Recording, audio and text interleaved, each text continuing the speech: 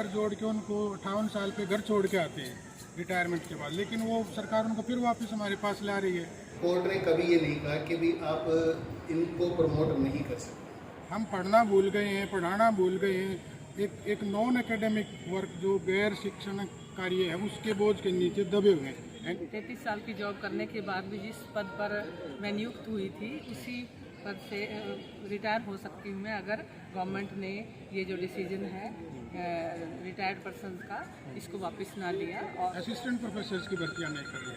हम उनके विरोध में हम आज ये सांकेतिक एक दिन का धरना समझो और ये काले बिल्ले लगाकर अब सरकार का भी और उच्च अधिकारियों का भी पुरजोर विरोध करते हैं। रिटायरमेंट का समय हमारा 58 साल होता था, लेकिन या तो हम ये चाहते हैं कि सरकार या तो बढ़ा के साथियों की 60 ही साल कर दे, और या फिर तो नए साथियों को हमारे को मौका मिलना चाहिए। हमारे गवर्नमेंट कॉलेज में भी अगर जो ऐसी मतलब सरकार की नीयत और नीति साफ होती तो आज हमारे कॉलेज से भी लगभग 8 प्रिंसिपल बन के चेयर पर बैठे होते, क्योंकि यहाँ हरियाणा गवर्नमेंट कॉलेजों की संख्या 180 के आसपास होगी। जो 152 खाली पड़े हैं पद, उनके ऊपर कोई भी प्रमोशन नहीं दे रही, बल्कि जो रिटायर्ड पर्सन हैं उनको ही दोबारा लेकर आ रही है।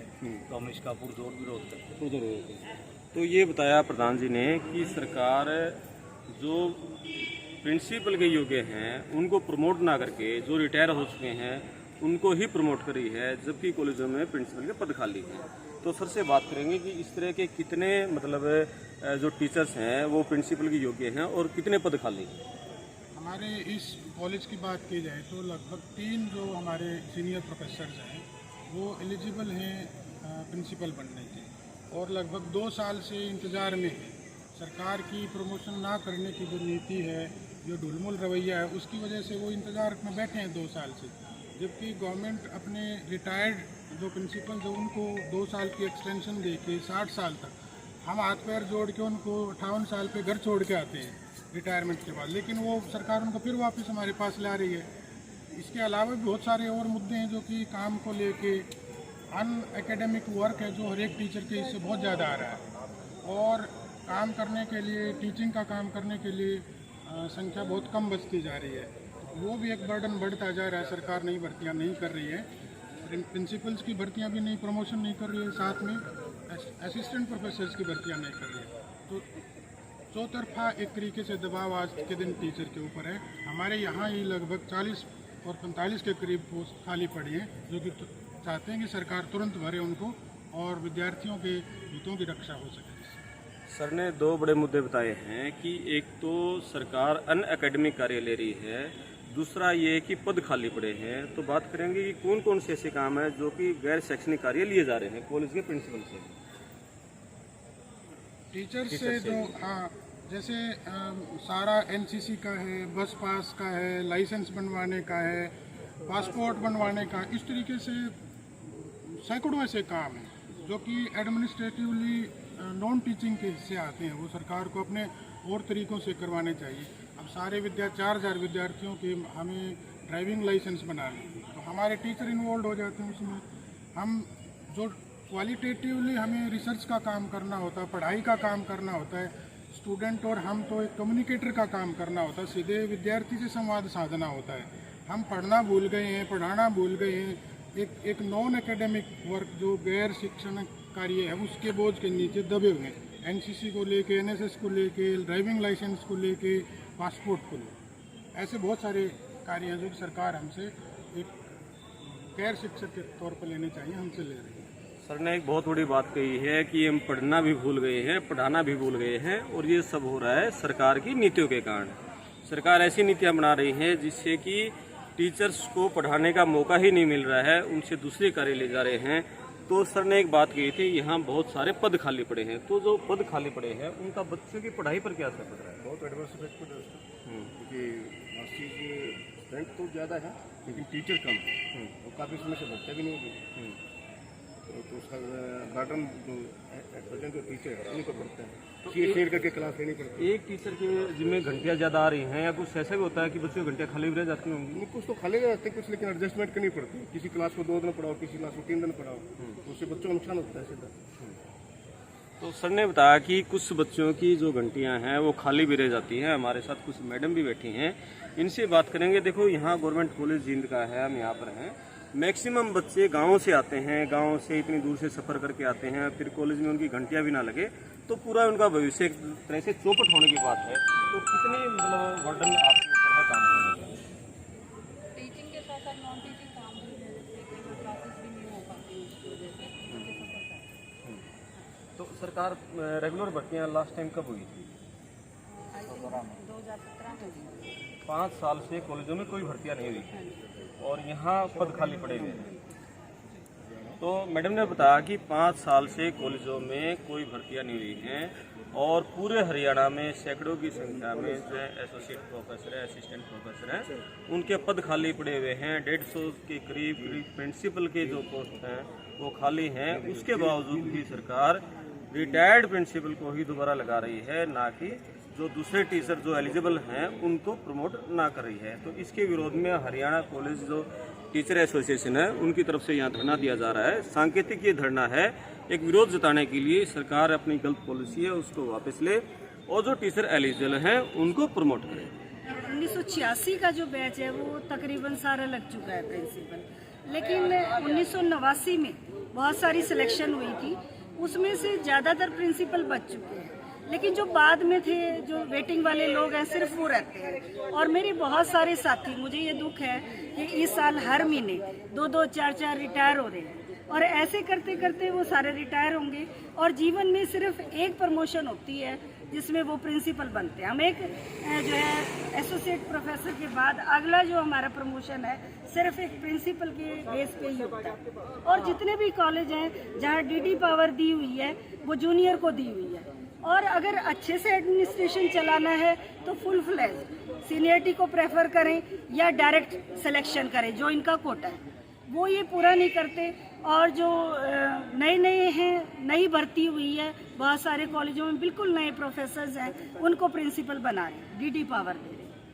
तो अभी कितने इस तरह के होंगे मैडम कि जो इस साल रिटायर हो रहे हैं और वो प्रिंसिपल से चुक जाएंगे? सर इस साल कम से कम 15-16 लोग रिटायर हुए हैं।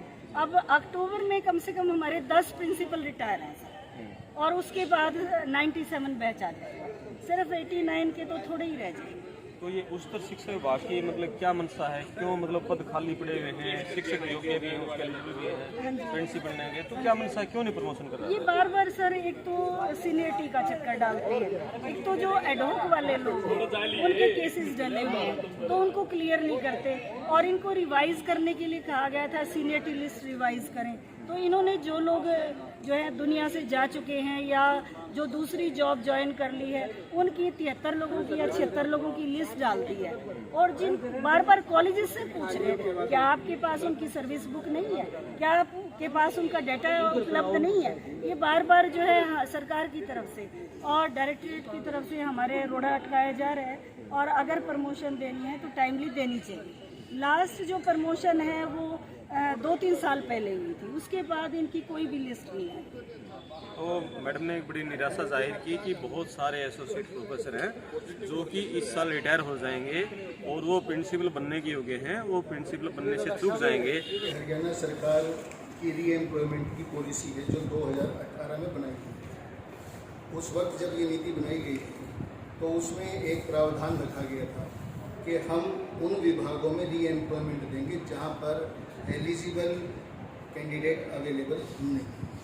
जैसे मेडिकल हॉस्पिटल्स की हम बात करें तो मान लो कोई डिप्टी सीएमओ या HCMO रिटायर हो जाते हैं, अब डॉक्टर्स की कमी है तो वहाँ पर गवर्नमेंट उनको मेडिकल कंसल्टेंट के रूप में लगाती है ताकि लोगों को स्वास्थ्य सुविधाएं दी जा सकें। लेकिन जहाँ तक महाविद्यालयों की बात है, शिक्षा के स्तर को सुधारने की बात है, वो तभी संभव हो पाता है जब रेगुलर प्रिंसिपल प्राचार्य के रूप में कॉलेज में काम करता है।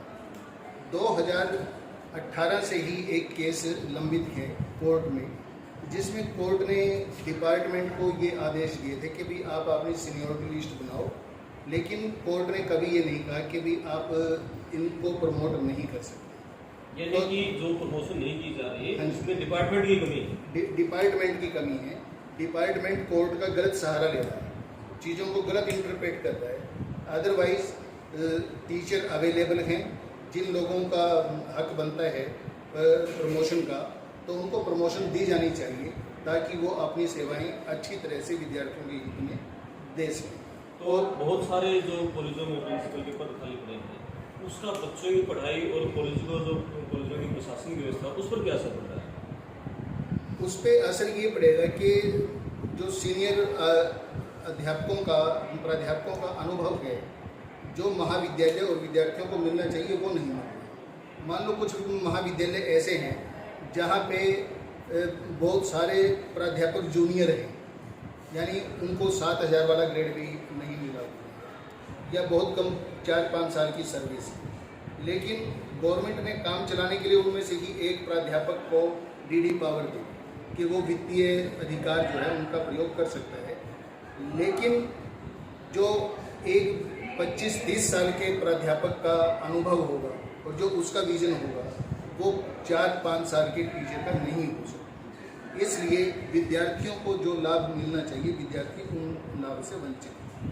तो ये जो गाँव में भी आजकल सरकार कॉलेज खोलने जा रही है, तो उनमें बहुत सारे तो जगह टीचर नहीं है, और टीचर है तो वहाँ सिलेबस भी मतलब जो सब्जेक्ट है वो कम है। तो उसका क्या असर मानते हैं बच्चों के ऊपर, उसकी पढ़ाई के ऊपर, उनका जो हायर एजुकेशन में उनका करियर बनना था उस पर कितना असर पड़ेगा? तो निश्चित रूप से बच्चों को कुछ खामियाजा तो भुगतना पड़ेगा, क्योंकि हमारा जो ग्रामीण परिवेश है वो ग्रामीण परिवेश ऐसा है कि अगर एक सुविधा गांव में उपलब्ध है, बच्चा दूसरा विषय पढ़ना चाहता है, तो लड़कियों के केस में ज़्यादातर पेरेंट्स उनको गांव से बाहर नहीं भेजते। कुछ उनकी आर्थिक मजबूरी होती है, कुछ उनकी सामाजिक मजबूरी होती है, और वो बच्चे वहीं पर पढ़ने को मजबूर होते हैं। इसलिए उनको अपनी इच्छा से जो विषय पढ़ने चाहते हैं वो विषय पढ़ने से वंचित रह जाते हैं, और इससे उनके कैरियर पर बुरा प्रभाव पड़ता है। मैं पिछले 33 साल से गवर्नमेंट कॉलेज में एज ए लेक्चरर काम कर रही हूँ, और अब मेरी रिटायरमेंट भी है इसी साल। लेकिन 33 साल की जॉब करने के बाद भी जिस पद पर मैं नियुक्त हुई थी उसी पद से रिटायर हो सकती हूँ मैं, अगर गवर्नमेंट ने ये जो डिसीजन है रिटायर्ड पर्सनस का इसको वापस ना लिया, और नई हमारी जो प्रमोशन है, जो ड्यू है पिछले 2 सालों से जो कोई लिस्ट नहीं आई, अगर वो लिस्ट आती है तो हम प्रमोट हो सकते हैं, और हमारे और साथी भी प्रमोट होंगे इसमें। और इससे जो उच्चतर शिक्षा विभाग के जो रूल्स रेगुलेशंस हैं या गवर्नमेंट कॉलेज में जो पॉलिसीज़ बनाई गई हैं उन सब पे तभी कार्रवाई होगी, वो सारी की सारी तभी सफल होंगे जब वहाँ पर फुल फ्लैश प्रिंसिपल्स की नियुक्ति होगी, जो कि सरकार रिटायर्ड पर्सनस को नियुक्तियाँ दे रही है दोबारा से। जबकि दूसरे जो प्रोफेसर्स हैं वेटिंग लिस्ट में हैं, हम लोग इतने सालों से इंतजार कर रहे हैं कि लास्ट में हम लोग प्रमोट होकर अपने कॉलेज से जाएंगे, लेकिन अभी तक हमें कोई ऐसा आशा नज़र नहीं आ रही। तो मैडम की 33 साल की सर्विस हो गई है, तो इनको भी लग रहा है कि कहीं ना ये भी बिना प्रिंसिपल बने ही शायद अपने घर जा सकें, कि सरकार ने अपनी पॉलिसी में बदलाव नहीं किया।